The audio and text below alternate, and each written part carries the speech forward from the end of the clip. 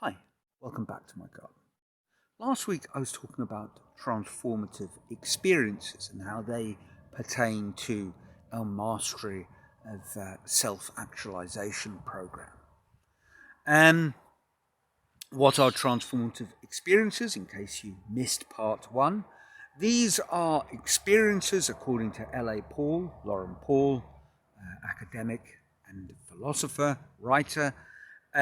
These are experiences which transform us both epistemically, they are completely new experiences from a perceptive point of view, and they transform us personally in terms of how we view the world, our values, stuff like that. Of course, there's a big problem with these sorts of experiences in deciding whether we're going to do something that would be, under these conditions, transformative. By definition, we can't make a totally rational decision because it's quite simply unknown territory. We're trying to predict the future, in essence. So one might use as a fairly straightforward example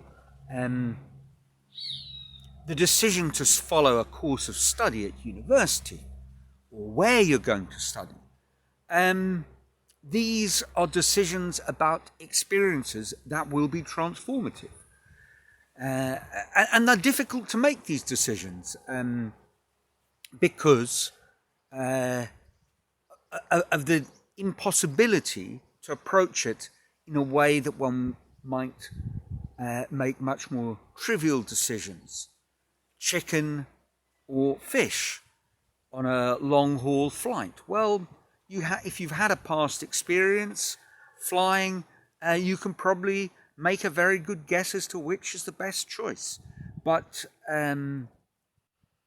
liberal arts or engineering, well, this could be a very, very tough decision to make. But I'm guessing if you were rather like me, of similar sort of background, we seem to make these decisions reasonably comfortably. I think we do that because the outcomes, whilst unknown for us personally, are not unpredictable. They are grounded in the experiences of many, many other people who've done just what we've done. And through our life, we make these decisions, perhaps not always consciously, with a heavy emphasis on conformity. Now, I'm not trying to suggest by conformity in the sense of some kind of insecure adolescent, that you're just doing what your friends and saying that you like something just because your friends do. But it is conformity. You make these decisions because the implications of them, perhaps without realizing it, have been drilled into you. That if you go down this road, fantastic. You go down that road, invoking a bit of the old Robert Frost, the road less travelled, well, maybe not so much. I certainly know when I made decisions as a schoolboy, and I've discussed this a lot in these videos, somewhere in there was an enormous emphasis on values that were connected to material, financial well-being. So the idea of studying literature rather than actuarial science was dismissed by me on the simple grounds that, well, where's the future in a liberal arts degree? What job am I going to get? Those sort of things. And I'm probably not the only person who made decisions, critical decisions, with that sort of underpinning. Now, if we're talking about the whole process of self-actualization, and let's think about it in terms of both becoming the best version of yourself and also finding meaning and purpose in life that truly resonates with the most authentic version of you. It's a bit of a word salad, and what does that really mean? But I think you probably can imagine what I'm driving at.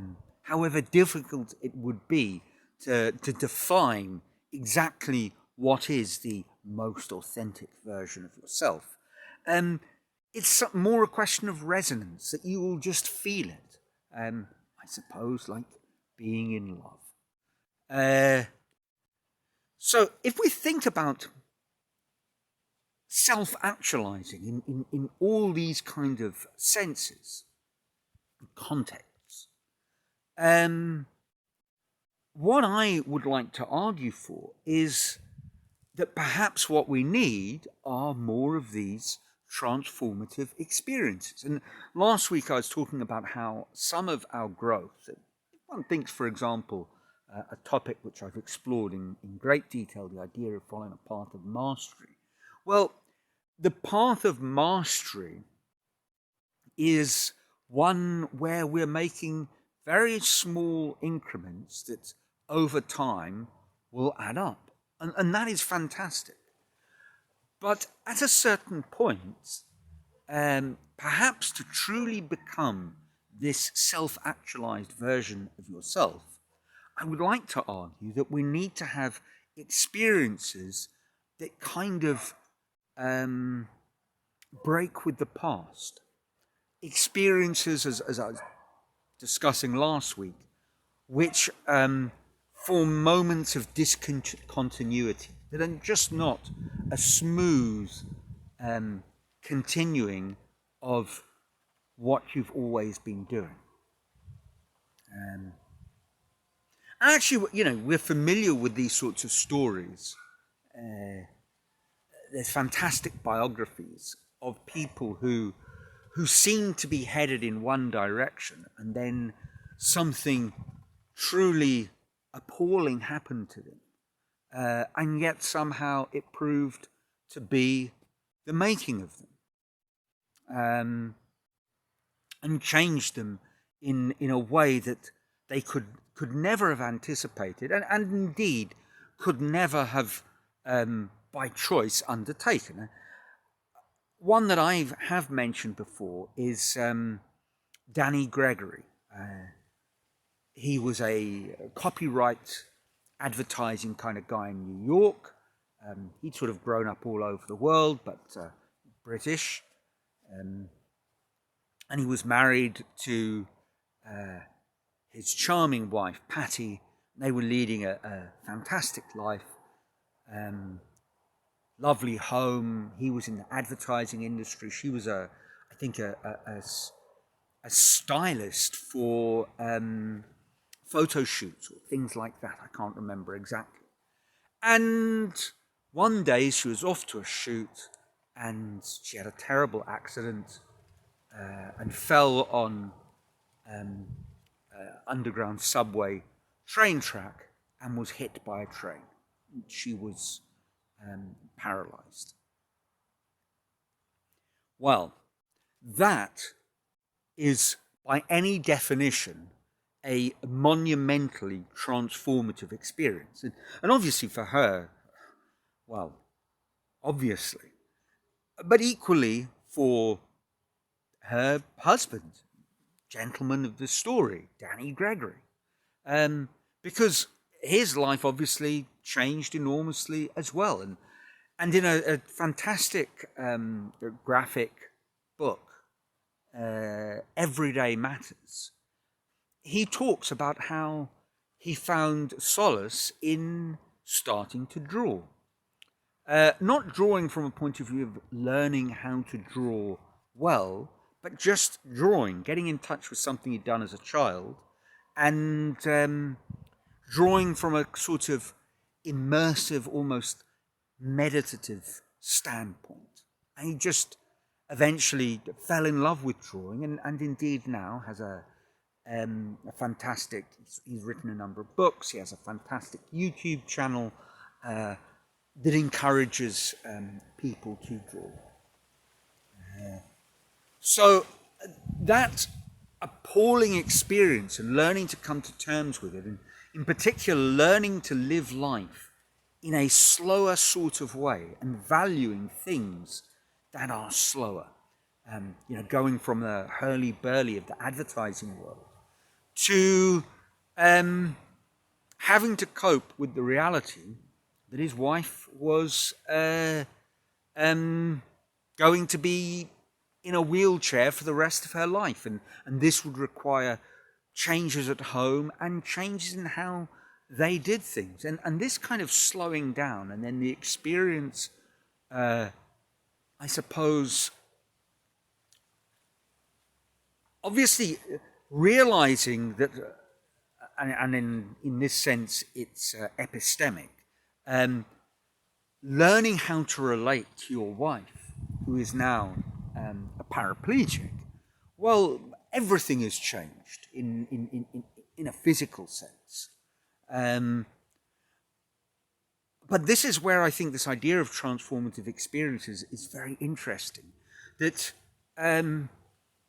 obviously Danny's value system completely changed. As I say, he became a person through this experience who started to place much greater value in things that were, in a word, slower, and discovered as a result of this drawing.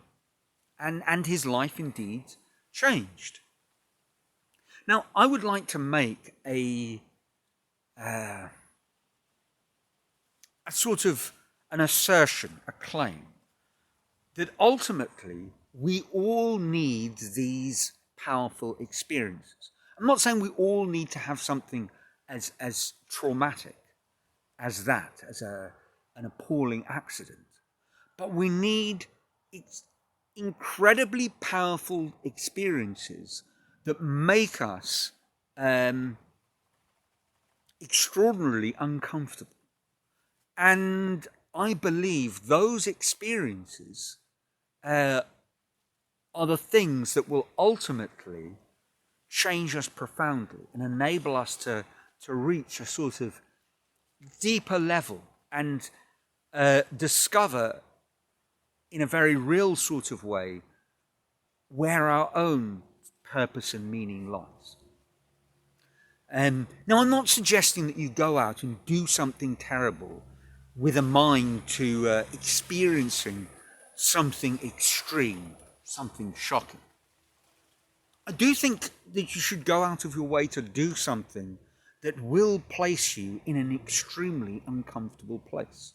I mean, my own particular life change, and I would like to say upward path of growth, was accelerated by, and not accelerated, was profoundly shifted by moving here to the northeast. Everything became different. And I think it is very much a rupture in that the kind of me that lived in Sao Paulo and before that in Lima and London, South Africa, and the me that lives here in the rural northeast of Brazil. The fact that I was a teacher before and I'm a professional artist now, that transition wasn't made more difficult. It was made possible by this dramatic and profound change of moving to a rural setting, living in from a budgetary point of view, for example, from a cultural point of view, in a place that was much, much, much simpler and more reduced. That's changed me dramatically.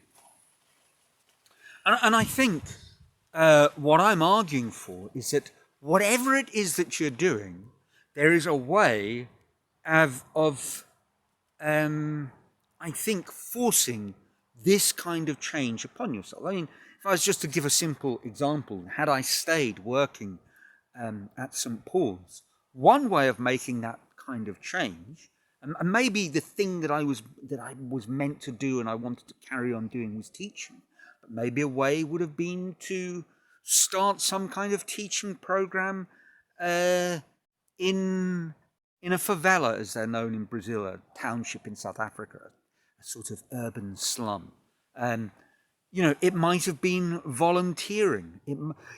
There are a myriad of ways, if we think about this creatively, expansively, where we can dramatically shift our life. And I think that experience, irrespective of what it is, may be the catalyst for becoming this self-actualized version of ourselves. Well, I've kind of run on a little bit longer than I imagined. Not much for change there, I suppose. So let me know what you think. Trust your lives are filled with joy. And until next week, sunny Brazil. Ciao.